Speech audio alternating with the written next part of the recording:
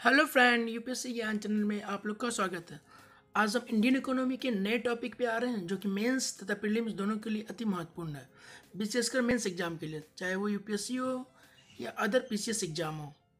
आज हम राज्य और जीएसटी क्षतिपूर्ति से संबंधित विषय पर चर्चा करेंगे। ओके फ्रेंड, चलिए एक एक कर देखते हैं। ज्वलित मुद्दा क्यों, ये न्यूज़ में क्यों बना हुआ है, आइए देखते हैं ये क्यों न्यूज़ में बना हुआ है। जीएसटी क्षतिपूर्ति से संबंधित मामला। हाल ही में गठित वित्त पर आधारित संसदीय स्थायी समिति को सूचित किया गया है कि वर्तमान सरकार राजस्व बंटवारा के फार्मूले के अनुसार राज्य को वस्तु एवं सेवा कर के हिस्से का भुगतान करने की स्थिति में नहीं है। देखिए, जो हाल ही में जो एक संसदीय स्थायी समिति बनाया गया है, वित्त पर आधारित है, फाइनेंस पे आधारित है, उसको सूचित किया गया है कि जो सरकार अभी की वर्तमान सरकार जो जो जो जीएसटी में जो प्रावधान किया गया था, राजस्व का बंटवारा जो केंद्र और राज्य के बीच में होगा, जो फार्मूला निर्धारित किया गया, उसके अनुसार केंद्र सरकार जो है वो राज्यों को भुगतान करने की स्थिति में अभी नहीं है। ये इसलिए न्यूज़ में बना हुआ है, इसलिए इस टॉपिक को आज हम लोग लेके आए हैं। केंद्र सरकार द्वारा वित्त वर्ष 2019-20 के लिए राज्यों को जीएसटी की क्षतिपूर्ति के लिए 13,806 करोड़ रुपये का राशि जारी की जा चुकी है। देखिए, वर्ष 2019-20 के लिए तो ये जारी किया जा चुका है, जो कि 13,806 करोड़ रुपया है। साथ ही इससे सार्वजनिक स्वास्थ्य देखभाल क्षमता को बेहतर करना तथा कोविड-19 महामारी हेतु राहत कार्यों को त्वरित करने में जुटे राज्यों को सहायता मिलेगी इसके द्वारा। ओके फ्रेंड, महामारी के कारण वित्त वर्ष 2020-21 में राजस्व में कमी होने वाली है। यहाँ तक कि मार्च 2020 में भी जीएसटी संग्रह में भी गिरावट देखी गई है। देखिए, जो हाल में 2020 का जो मार्च महीना था, उसमें भी जीएसटी जो संग्रह होता है उसमें भी गिरावट देखी गई। साथ ही महामारी के कारण 2020-21 का जो बजट है उसमें भी राजस्व की कमी का आशंका लगाया जा रहा है। होना तो तय ही है, एक तो कोरोना महामारी, उसके द्वारा लॉकडाउन, तो व्यापार भी टफ है और साथ ही साथ इससे संबंधित सारा ही आर्थिक गतिविधियां ही रुकी हुई है। तो ना ही राजस्व का आय तो हो नहीं रहा है, पर उसके बदला जो है व्यय ज़्यादा हो रहा है। ओके, जिससे सरकार को डेफिसिट के शिकार बनी जा रही है। तो अगर केंद्र सरकार के पास बजटीय आवंटन के लिए उतना राशि ही नहीं होगा तो वो कैसे राज्य सरकार को देगी। ओके फ्रेंड, चलिए नेक्स्ट देखते हैं। साथ ही क्या है, देखिए यहाँ पे यदि राजस्व संग्रह एक निश्चित सीमा से नीचे चला जाता है तो राज्य सरकारों को क्षतिपूर्ति के भुगतान के लिए फार्मूला पे फिर से निर्यात करने का जीएसटी अधिनियम में प्रावधान किया गया है। ओके फ्रेंड, ये जीएसटी अधिनियम में ऐसा प्रावधान था। साथ ही देखिए, जीएसटी के तहत मुआवजा जो है वो कैसे दिया जाता है।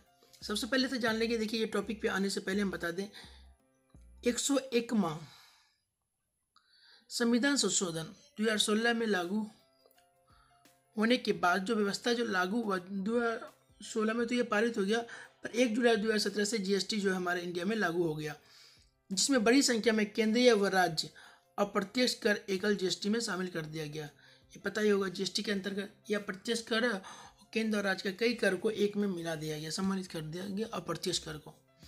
यही याद रखिए 101वां संविधान संशोधन के द्वारा।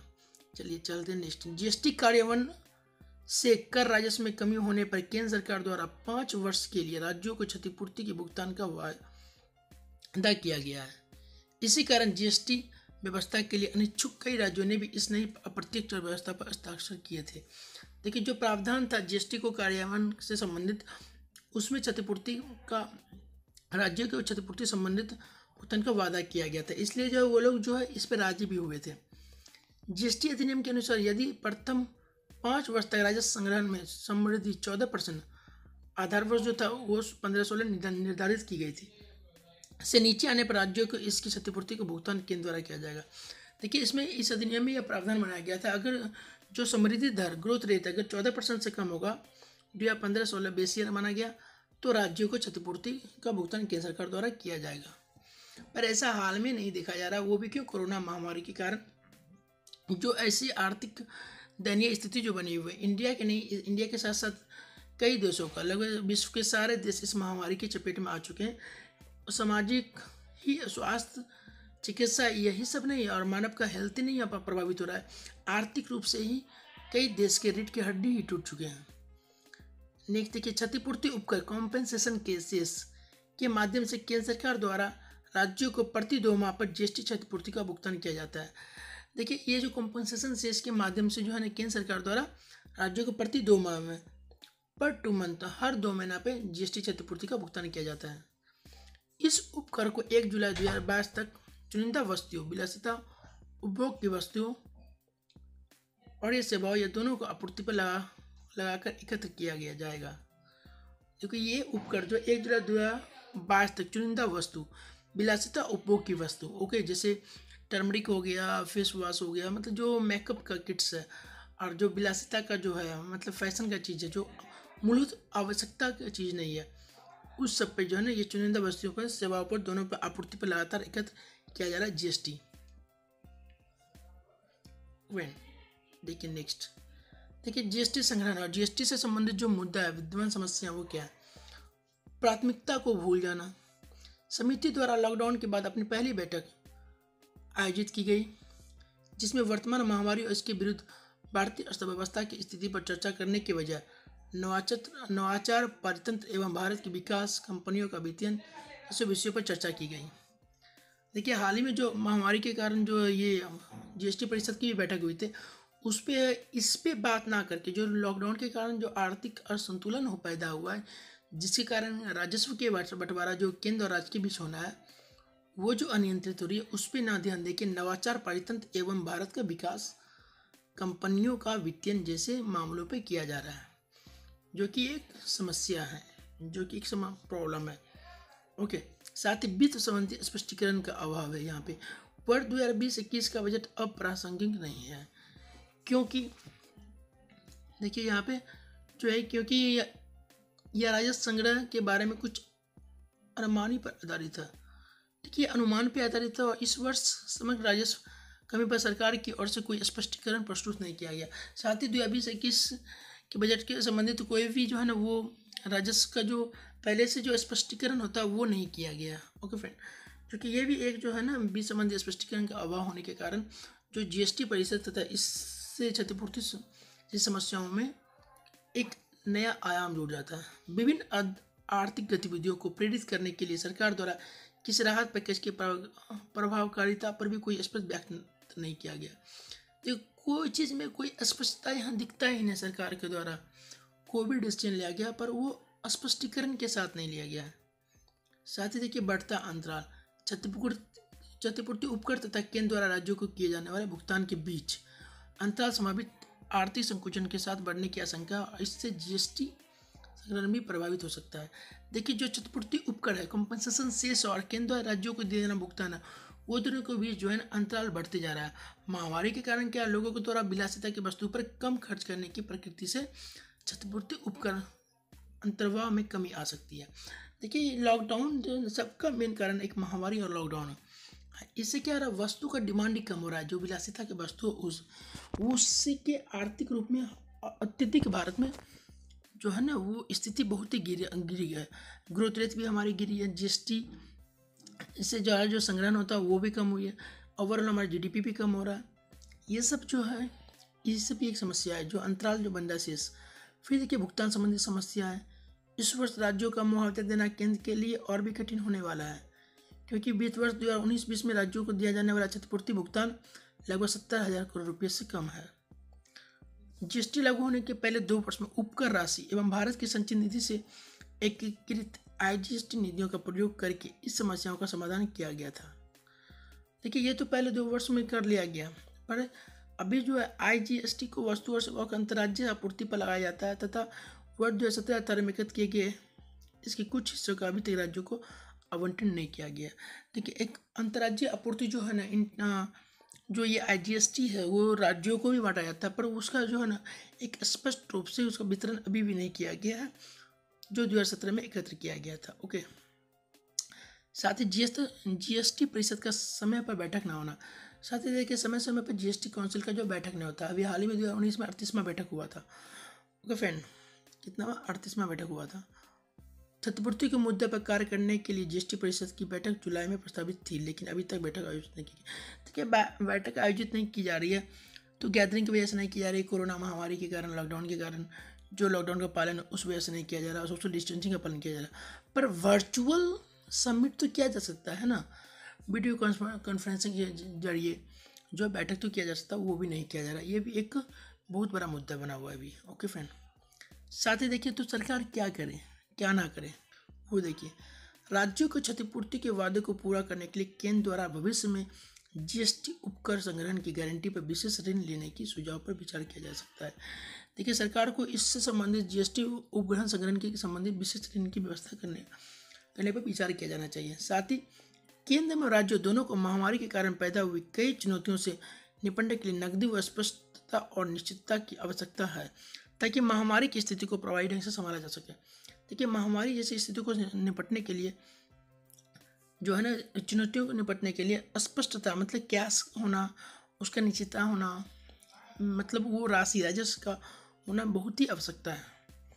देखिए देश की आर्थिक वृद्धि को बढ़ावा देने की आवश्यकता है और सरकार को उन तरीकों के बारे में सोचने की जरूरत है जिनके माध्यम से जीएसटी संग्रह को बढ़ाया जा सकता है।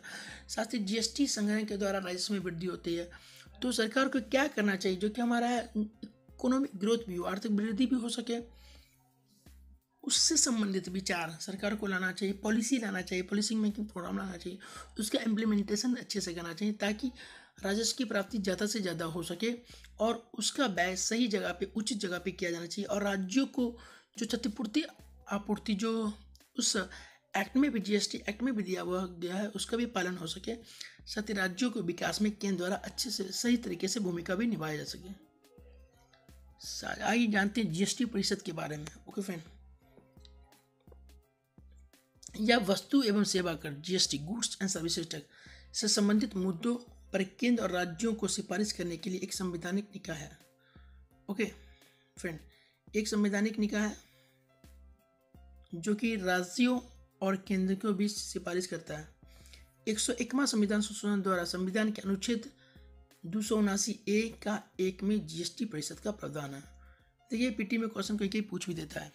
सबसे पहले पूछ दिया कौन सा संविधान संशोधन द्वारा जीएसटी परिषद का गठन किया गया, तो 101वां संविधान संशोधन किस आर्टिकल के तहत, तो अनुच्छेद 279A के 1।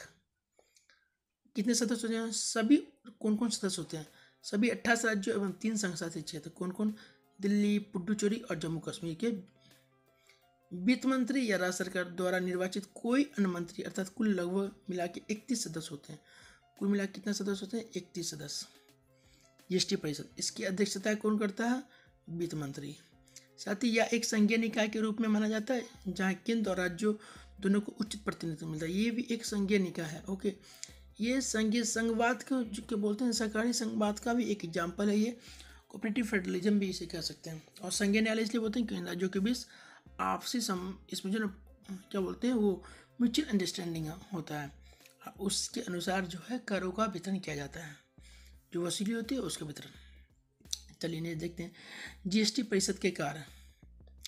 जीएसटी परिषद के कार्य निम्नलिखित विषयों पर केंद्र और राज्यों को सिफारिश करना है। कौन कौन सा विषय है, केंद्र सरकार, राज्य सरकार और स्थानीय निकायों द्वारा वसूले जाने वाले कर, उपकर, अधिशुल्क जिन्हें जीएसटी के अंतर्गत समाहित किया जा सके, इस पर सिफारिश करना।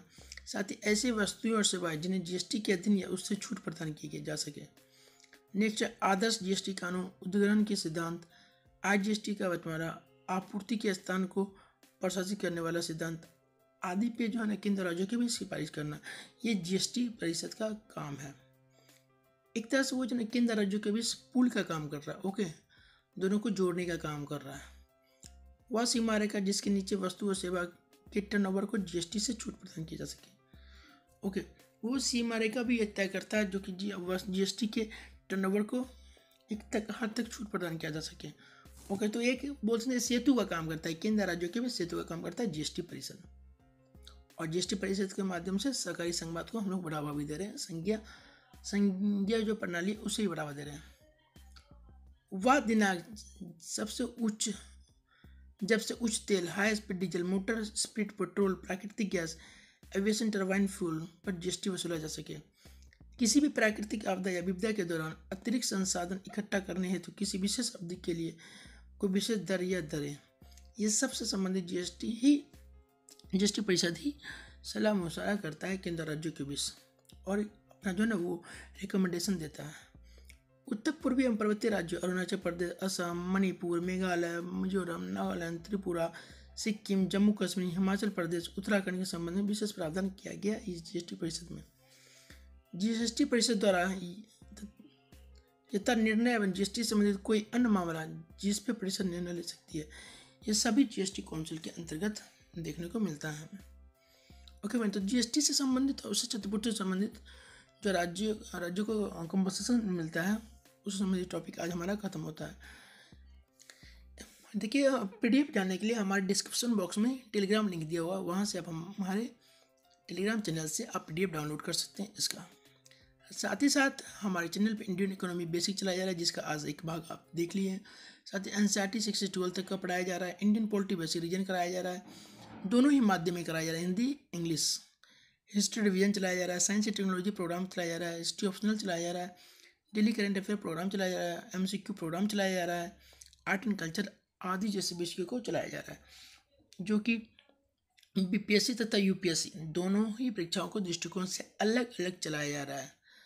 Okay friend, thank you friend, have a nice